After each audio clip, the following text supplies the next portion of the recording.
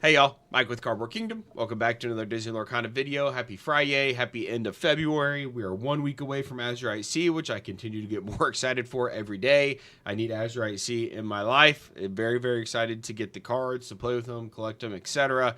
Cannot wait for that. Today we've got something concerning to talk about with packaging and quality assurance for Lorcana. We're going to go through the Reign of Jafar Illumineer's Quest product that was announced. We got some more details on that. We're going to take a look at the cold foils for Arcasia's Island. They look, we heard that it's going to now the foils are going to be full foils on the cards, and it didn't sound like a significant change. Like it was like, okay, cool, like a step in the right direction. They actually look like surprisingly like amazing. So we'll take a look at that, and then we'll take a look at a couple price things that are going on in the market as well. So starting off with the concerning portion of today's video.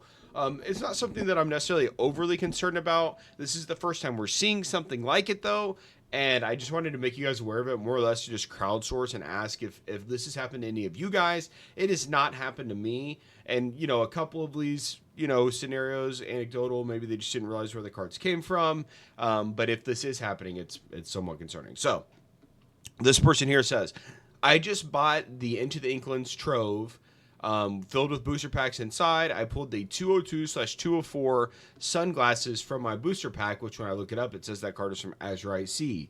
Have I fallen victim to my local game store resealing packs? The box looks sealed to me. So my initial thought would be, yes, they have fallen victim to that. Obviously, an Azurite Sea card should never be in an Inklands booster pack, especially with the idea that those sets are so far apart. That just simply should not happen anyway. But in conjunction with it's printed months and months apart, we shouldn't really be seeing that. And so my initial thought was like, dang, yeah, they resealed packs, whatever. And then I see this person here, Susie Sad Eyes, said, I purchased the Into the Inklands Costco bundle that came with 2 starter decks, a promo card, and 6 booster packs. 3 cards from the booster packs are from the first chapter. I did pull Jafar Enchanted, so I'm guessing they were not tampered with. Now, obviously, when you're looking at starter decks, and specifically one in the Inklands, you can pull cards from the first chapter in the actual starter deck. Now, the booster pack inside the box should be restricted to Into the Inklands, as it's just a regular booster pack from whatever given set the starter deck is from. Now, she pulled an Enchanted, so I'm going to assume that they weren't tampered with, right? I think she's correct in that assumption. Not too many people pulling Enchanteds and then resealing the packs and, trying to be Team Rocket with them. So I think that this pack was not resealed. Now, these boxes, these products with the Into the Inklands gift set box from Costco, I think it is, they are a newer product, right? And so that, to me, if packaging was happening more recently, that would be that would make more sense. But the fact that it's just a regular booster pack, and I can't imagine they are still printing Into the Inklands. Those boxes are at $5 store bins. Like, there's no way that those cards are still being printed. Now, they might still have a supply, right? They do still have a supply, but they're not, actively printing these cards. So you would feel like they're already wrapped. Everything's already packaged. It's already kind of signed, sealed, delivered. They're just kind of placing them in whatever SKUs they want to at this point. So it's interesting to see that she pulled some first chapter cards. Maybe she missed the fact that they came out of the starter deck and she was just kind of sifting through them and she found them. That would be, my initial guess, but this very well could have happened, and now we have kind of 2 posts that are confirming that. So I wanted to crowdsource some information here. Have you guys seen this? I personally have never had another card come out of booster packs. I did back when Inklands was happening. Multiple people reported on the first day that they pulled a Rockstar Stitch set championship from a Inklands booster pack. I don't think any of that was ever on video or ever truly confirmed, but I do remember seeing a picture of the Rockstar Stitch set champ like on the release day of Into the Inklands, as if people had pulled it. Now, someone could have just been trolling and taken it out of the organized play kit or something, like, I don't know, but that technically, or in theory, was reported to have happened. So just curious your guys' your thoughts here, because this Lorcana it's unique in many ways, But one of the ways it's unique on the production side is it doesn't use Millennium Print Group, who produces a lot of popular TCGs like Pokemon, for example, or Wizards of the Coast, that obviously that prints a lot of TCGs, specifically Magic as well. Their own production is done in house, as far as I'm aware, with the century of track record that they have. Now, obviously, in certain continents or countries, they will outsource that to other games, and they will be printed in different facilities there, rather than printing and then have all the freight and everything to ship them overseas, dealing with all those problems and logistics. But in terms of, like, if you're in Europe, if you're in Europe, if you're in US, probably even Australia, I'm not sure on that 100%. Ravensburger is printing these cards. They're doing their own manufacturing of the products and placing, giving them to the stores, etc. So they handle a lot more stuff in-house than other TCGs. And so that could lead to some quality assurance issues with this game in particular that we have not seen in the past. Like, you're not opening in Pokemon these days, if you're buying it off like Whatnot or one of these sites, it might have cards from any sets in it. It might have some cards with handwritten names on them, with all the resealing and Team Rocket, BS that's going on over there. But in Lorcana, we haven't seen that yet. Let me know your thoughts on the various cards from different sets ending up into the Inklings. Moving over to some really exciting stuff. Product description for Palace Heist getting sent to retailers. So it's got kind of the lore behind it, basically saying like Jafar is now the supreme villain or supreme sorcerer of Lorcana, he's completed the half hexagonal crown that Ursula had, and he's now transformed or fixed it and transformed into the supreme leader. So he is now the top villain, if we will, of all of Lorcana. But I wanted to point out, that's cool lore. But I wanted to point out a couple things about the product. So in terms of what it includes, the Jafar scenario deck, which is 50 cards, that comes with a storage box. That's important. We have 2 player decks, 60 cards each, with storage boxes. Once again, very important. I'll kind of talk about that at the end. But we get the oversized Jafar card. Very cool. Probably going to have some really cool arts on it. They do have... I don't think I have it close. I have a binder from... It's an official Lorcana binder. I can't remember. I think it's from like the first chapter. I'll have to look at it. But that binder has slots for oversized cards. And so whenever we're doing like Ursula's Deep Trouble quest box or whatever, or in this case, the new one now, the Palace Heist, those cards fit in that little binder, which is nice because all of my binders are like Ulti Pro 12-page, like they don't fit oversized cards. So it's nice to have somewhere to store them. So regardless, oversized Jafar card, reforged crown tile. I don't know what that means. Palace Heist playmat. Very cool. Cards featuring 4 battlegrounds, 2 of those. 1 Jafar draw token, 5 lore tracker tokens, 29 damage counters, 1 victory card, and the rule sheet. So I'm excited about several things here. First and foremost, the decks are coming with boxes. That was a huge miss, or not miss, but that was a need on the first on the Ursula's Return Deep Trouble quest box. I have our Deep Trouble quest box in Ziploc bags, and then in a deck box that I put, that I just, because I am a degenerate, I have a bunch of those, and so I had an extra boxes to put those decks in. That was immediately something I was like, well, this doesn't feel good. Like if you're at Target, you pick this up to play it because you just want to try a new game. After you open it, the box is destroyed. There's nowhere to put the cards, and you're just kind of it just becomes a nuisance more than anything there. Like you can't put it with the rest of your board games because you literally have to destroy the box to get it open with all the glue and everything, and then you have nowhere to store anything. So that was a major concern that I had for Ursula's Return. Now, when you look at the Palace Heist box, this has decks for the Jafar deck, or boxes rather, for the Jafar deck. It has it has 2 boxes for the individual player decks. So you have 3 different boxes there. You've got the playmat, you've got everything that you kind of need to play the game. And then the box itself is much more structured like a Disney Villainous or a traditional board game, in the sense that it looks like it lifts up from the top. so that way you can put everything back in and seal it and then put it with your board game collection, right? So this is something that makes a lot more sense in terms of just Ravensburger applying their expertise in that industry. I think the first initial product with Ursula's Return was that was just like a big step in the right direction, and it was a very cool product, awesome idea, etc. Now they're kind of evolving on that, and this seems like it's poised to have a lot more sustainability, a lot more success, a lot more usage and play time out of it in this particular setup and environment. I'm also very, very excited to see what the special card is in this, because I know the confetti foil half hexagonal crown. That one is a card that I really liked. Just once again, I'm easy. You show me a cool shiny card, and like I'm giddy about it. But that was the first time we saw like the confetti foil, and it's still to this day the only confetti foil that they have released. And so that I just like that card. I bought a few of them. I thought it was really cool to see in the binder. They pop. So I'm just excited. Do we get the full supreme villain crown now, or what does the what does the card look like inside of it? And also, is it going to be in the gold like packaging, and like you're gonna have to do like the contract, kind of like you did with Ursula? There were some cool just some cool unique rules in there that I really enjoyed. So I'm really excited for this product. So that's where we're at on the Palace Heist for Reign of Jafar. Once again, we don't even have Arcasia's Island yet, but we're seeing Reign of Jafar hype. Now this is what I'm most excited about for this video. So keep in mind before I push play, this is a foil from Arcasia's Island for set 7.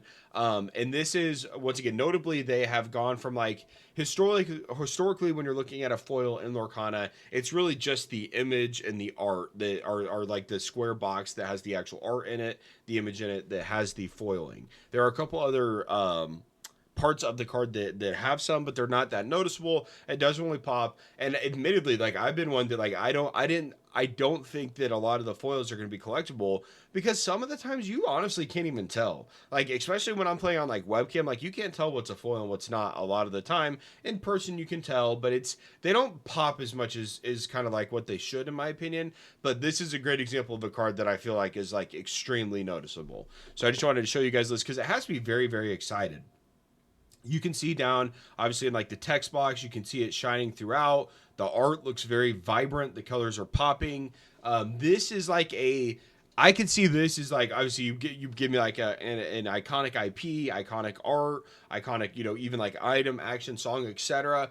in this foil variant. And this is one that as a collector, I will value. I notably have sold a lot of my just like cold foil cards, like a cold foil like Rabbit, for example. I've sold a lot of those cards because I just don't think they look that good and they're going to be that collectible. Like I personally, at the end of the day, it's just I don't really enjoy them.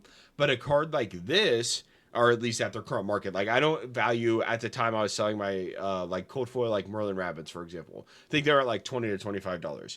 I liked the card and I had a play set of it in a foil variant when I was paying like $2 to $3 for it. When it's 20 to 25, I don't like it that much, and so I was willing to part with it at that point. Now cards like this I probably will not be selling at that same that same like level, because I just value them more because I think they look a lot better. So I'm really, really excited for these. I think it's a step in the right direction once again, and overall just something that once again Arcasia's Island just keeps my expectations are going higher and higher, and I guess hopes at this point. So hopefully they deliver. Hopefully the foils do look this good, because initial reaction here is that they look fantastic. So wanted to point that out to you guys. And then a couple price movements that I wanted to make you guys aware of before we get out of here today. Once again, it should be a pretty short video. Hopefully I have it wrapped up by 15 minutes. We have Rapunzel gifted with healing. She was down as cheap as $38, it looks like here, over the last or even $33, average market price of $38, sales as low as $33, just back in late December, so a couple months ago, as we were kind of going through a meta shift and people were kind of over Rapunzel. She is now creeped back up and had 62 items sold just in the last couple days. So definitely seeing a resurgence for the Rapunzel back to, almost all-time highs. Maybe is it all-time highs? When we go to the year chart, that'll tell us all-time highs for Rapunzel, which is pretty crazy when you think about it. This has been one of the most valuable cards from the start, and I think this, once again, I don't think too many people are collecting from a pure collector standpoint, like going out and buying a bunch of the Rapunzels as a collector piece. They could be, right? There could be someone who just really connects with the IP and resonates with it, and they want to have some of these. But I think this is, once again, shifted more towards the players in terms of just like a traditional first chapter legendary here. Now, cold foil, probably a pretty penny here, 89, over $100 essentially for the near mint cold foil. So this, honestly, like I wouldn't have guessed that these would be this valuable again this quick. I don't know. This is interesting. Only one available below $100. That's pretty surprising in my opinion, because this was, once again, cold foil is down at 68. The regular card was down at 30. That was just a couple months ago, and now we're back up at pretty much over 100 for a cold foil and almost at 50 for a traditional. So I don't know. That's interesting. These are getting really expensive. All-time highs for the Rapunzel was not something that I foresaw coming. So interesting times here. Rapunzel seeing all-time highs for a legendary in the first chapter. We also have Piglet, Pooh, Pirate Captain. This is one, and this is something I'm going to try. It's definitely not going to be like a mainstay, but something I'm going to try and do a little bit more of in terms of just pointing out, some cards that might be it might be worth speculating on in a small sense as it relates to like the playable cards. Obviously, I am much more interested in the promos and the enchanteds and the trophy cards, etc.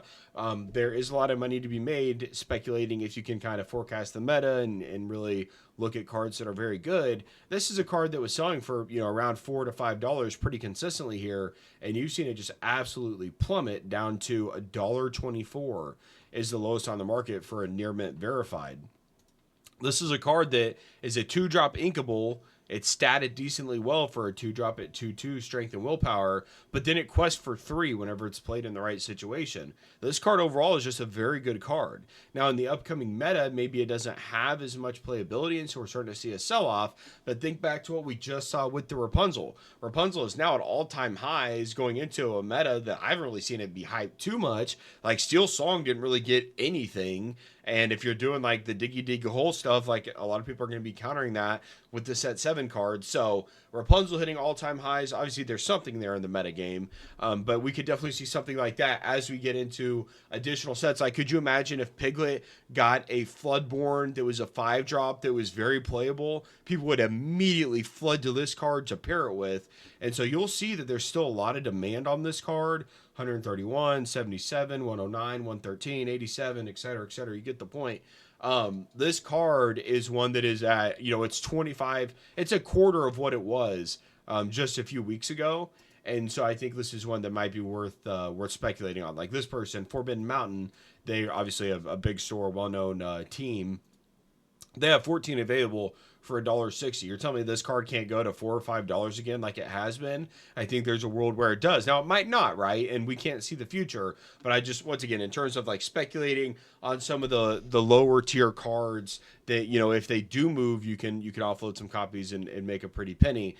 This is one that I think could make sense in the future. Once again, it's just like not an expert in the game by any means, but someone who understands the game at a decent pace. I want to take a look here really quick at the other legendaries in the first chapter to see how they're pacing with Rapunzel. We have Maleficent Monstrous Dragon. Lowest verified is 21 essentially, so that's not all-time highs in that sense. This card was up at damn near a $50 card just a year ago, so it's still down quite a bit here. So definitely something going on with the meta side of things. For Rapunzel, Elsa is very close to all-time highs. She's doing really good. The traditional legendary. I forgot Hades was. I would have. I haven't looked at this card in a while. I would not have thought Hades was the first chapter. We're down quite a bit on that one as well. So it's kind of mix and match, I guess, depending on the meta. Belle one, they could definitely see some play, but still pretty low as it relates to all-time high. So interesting. Rapunzel and Elsa kind of in the high. Rapunzel definitely at all-time highs. Elsa close, but it was an interesting takeaway. So I don't really know what to think about that with the Rapunzel being at all-time highs again, with Steel Song getting nothing, and unless there's some crazy amber list that I'm not aware of, which obviously very well could be the case. 62 items sold here, and that price is going up dramatically. So just putting you guys aware of the Rapunzels. If you have something you want to sell, I've got quite a few cold foil gifted with healings sitting around here. So might have to part with some of those. As once again, I don't think now that being a legendary cold foil and a princess, that's got a lot going for it. But at $100, I think I would probably be a seller. So more to come on the Rapunzel as we continue to check the prices, but that's going to be it for today's video. Remember when I wanted to be done at 15 minutes? What a joke. Another 20-minute video. We're going to end before 20 minutes. Thank you very much for watching, guys. I'll be back with another video soon. I'm going to be putting out a collector's guide for people that are new to Lorcana over the coming days. And other than that, we'll be back with some more content soon. Done before 20 minutes. Goodbye. Have a great weekend.